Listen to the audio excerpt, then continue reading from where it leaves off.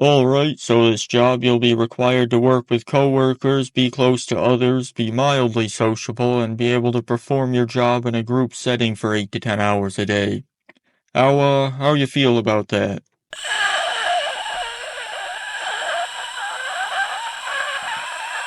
That's very impressive. You'll start on Monday. In the long ago forgotten year of 2017 Anno Domini, I started my first job at a warehouse. This wasn't technically my first job, but it was the first job that anyone cares about. My first actual job in the real world was at a different warehouse a couple of months earlier. I spent 2 days on a line scanning boxes, ended up getting sick the third day, and they decided to let me go because of that. Or, as they put it, Sorry, but we don't have room for you on our team anymore. which is just unnecessarily rude, man. Like, you don't have to go and make me feel bad about it. Like, come on, dude, not cool. Anyway, so I started at this place in the summer of 2017. Now, I won't say what the company is that owned this particular warehouse, but I'll just say that they make candy and allegedly have violated more human rights than the US government.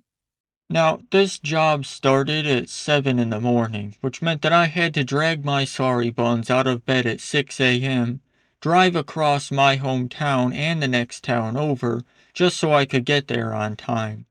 Call me an entitled first world brat if you will, but I'm not a morning person. I'll gladly stay awake until 6 a.m., but waking up at 6 a.m. is a different story completely. The warehouse itself was kind of miserable too once you got there.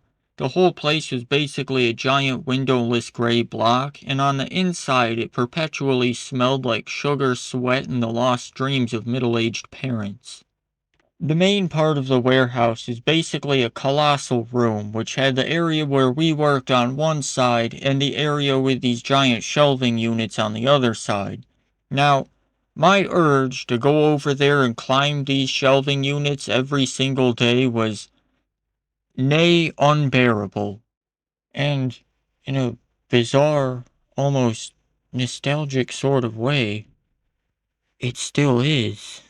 Anyway, every day you would get assigned to a line, which is basically this large metal contraption where you and a group of other people spend the day doing monotonous jobs that ChatGPT could probably handle.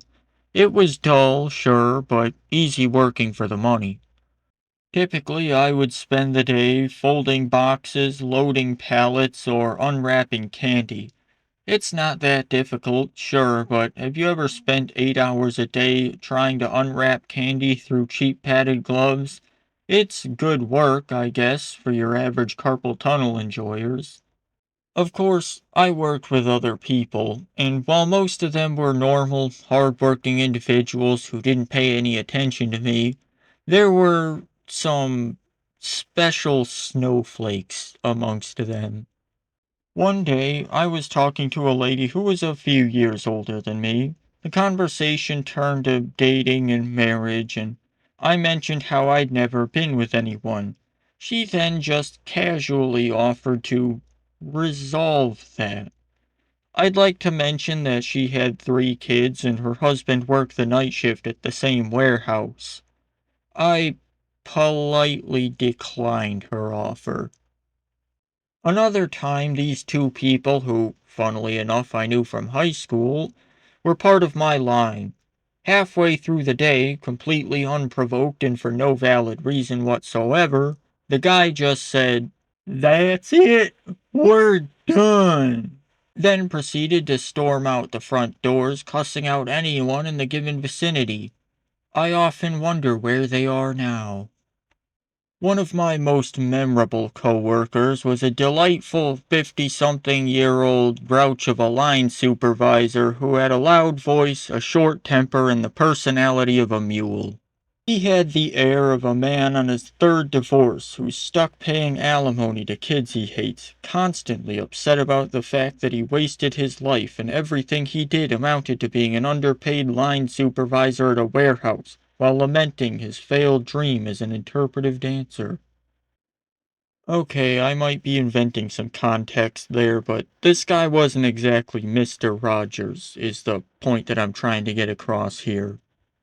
One time I made the mistake of going to the bathroom. When I came back, he comes up to me red in the face and says, "We ain't paying you to go to the bathroom. I'm docking 10 minutes from your pay." I'm fairly certain he wasn't allowed to do that, but I'm also fairly certain that the management used complaints as toilet paper. I didn't want to push the issue either because he looked like he was right about to start flipping tables and throwing chairs. By the end of 2017, I ended up leaving that job because it sucked actual butts. And I was taking a second crack at college too. Funnily enough, my younger brother ended up working at that same warehouse several years later. Apparently, during his time, it got raided by the immigration police. Why couldn't that have happened while I was there? Maybe I wanted to get exported back to Siberia, Wyoming. Yeah. That's more or less the epic sagas of the warehouse summed up, but I have many more jobs, bizarre experiences, and wacky adventures that I can share.